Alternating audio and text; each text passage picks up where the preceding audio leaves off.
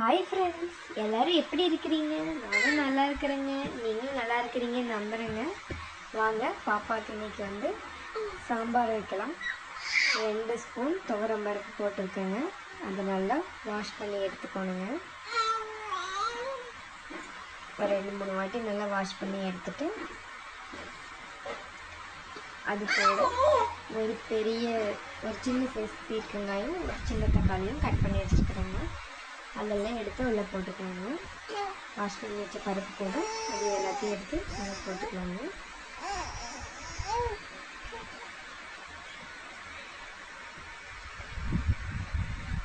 தக்காளி ரொம்ப சின்ன தக்காளி தான் போட்டிருக்குறேங்க.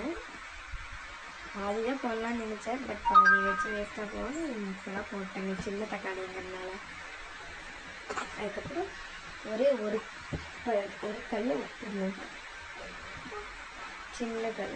ஏன்னா உப்பு காரம்லாம் சேர்த்தக்கூடாதுன்னு நான் சொல்லியிருக்கிறேங்க. பட் இதில் சாம்பார் அப்படிங்கிறனால கொஞ்சம் சேர்த்து பார்க்கலாம் அப்படிங்கிறதுக்காக. இனிப்பாகவும் வேறு இருக்குங்களா இந்த காய், அதனால் ஒரு கல் உப்பு போட்டிருக்கேங்க.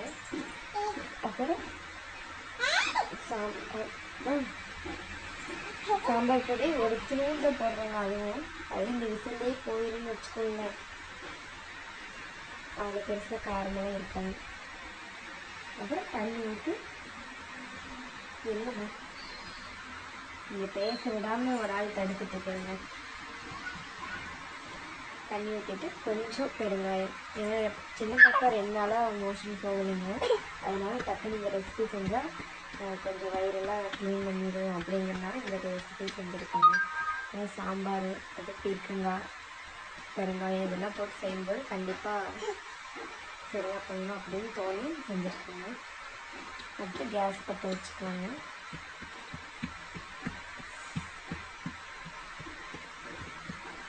குக்கரை க்ளோஸ் பண்ணி வச்சு ஒரு 4-5 விசில் விட்டுக்கலாங்க. ஏன்னா ரொம்ப மசிச்சு நம்ம கொடுக்கறதுனால ஒரு 4-5 விசில் விட்டால் மசிக்கிறதுக்கு ஈஸியாக இருக்கும். அப்படிங்கிறதுனால ஒரு 4-5 விசில் விட்டுக்கலாங்க.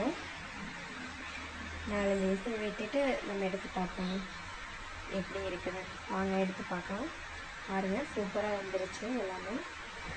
இப்போ நம்ம இதை என்ன பண்ணால் பருப்பு மட்டும் போட்டு நல்லா கடைஞ்சி எடுத்துக்கலாங்க.